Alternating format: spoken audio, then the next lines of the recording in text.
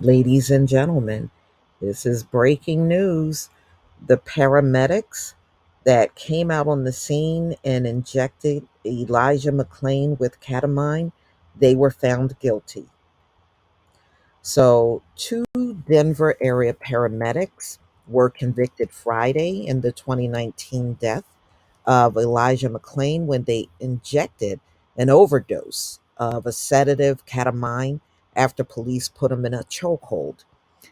It was the last trial against police and paramedics charged in the death of McClain, a 23-year-old black man whose case received little attention until protest over his death in 2020 after the killing of George Floyd. The Aurora police officers were convicted of homicide and third-degree assault earlier this year, while two officers were acquitted. The case stands out because it was the first of several recent criminal prosecutions in the U.S. against first responders to reach trial, potentially setting the bar for prosecutors in the future. The jury found the Aurora fire rescue paramedics, Jeremy Cooper and Peter Sachonik, guilty of criminal negligence, homicide, following a weeks long trial. And this was in state district court. The jury found both of the men guilty, one count of two second degree assault charges, and Cooper was found not guilty on assault charges.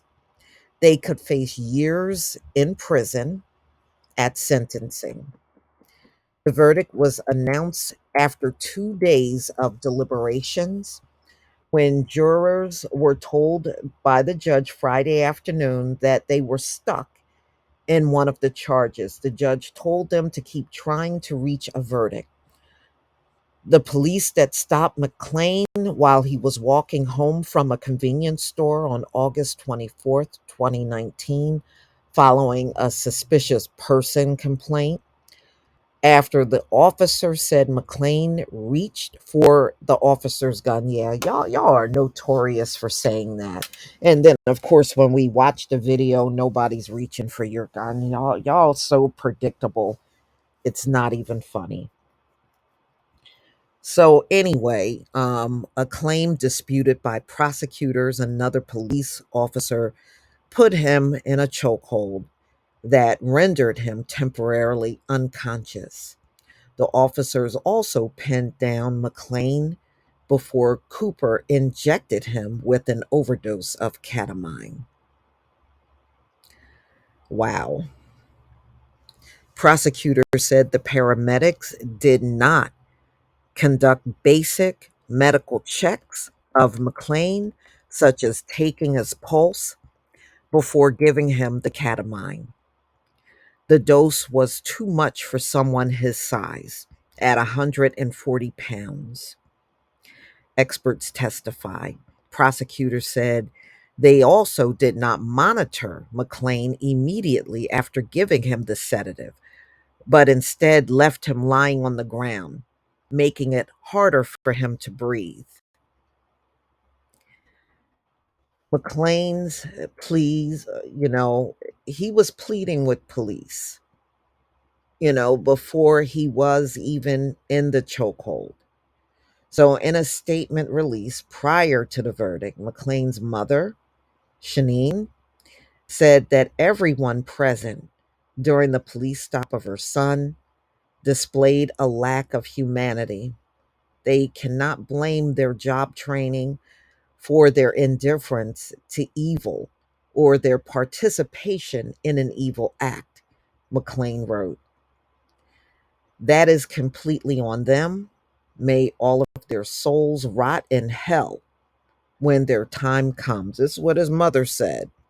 Defense attorneys argued that paramedics followed the training given ketamine to McClain after diagnosing him with excited delirium. That's some crap they made up about our people. And, in some states, you're not even allowed to use that anymore because that excited delirium is based strictly on racism.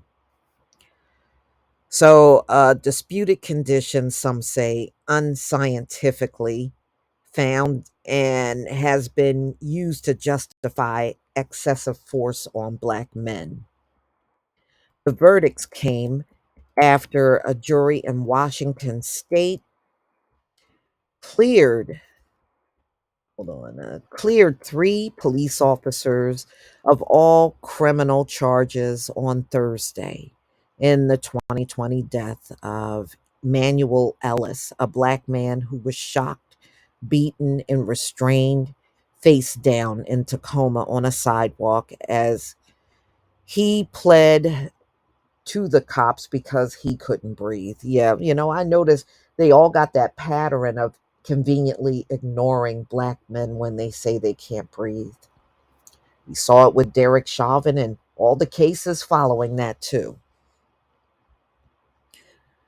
So in Colorado, the prosecution said Cooper lied to investigators to try to cover up his actions, telling detective that McClain was actively resisting when he decided to inject McClain with ketamine, even though the body cameras showed him motionless on the ground.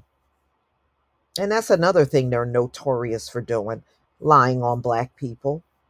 So, and they did in this case. And that took McClain's pulse. Um, they said he took McClain's pulse as he bent down to give him a shot of ketamine, while others said they did not see him do that. And I bet you he didn't. He just gave him the shot, and that was it. He's trying to cover up the recklessness of his conduct. This is what a senior assistant attorney general said to the jurors in closing arguments. So good. You know, now they got to be sentenced for what they did. It's a shame that our people are still going through this, but just know as long as these folks are in power, this kind of stuff is never going to end. Mm-mm. It's never ever going to end until they are eventually out of power. So, y'all, please tell me what you think about this recent verdict on these paramedics that were found guilty for causing the overdose of ketamine in Elijah McClain. Please leave your comment and subscribe. Don't forget to hit on the notification bell, and I'll see you on the next video. Peace, family.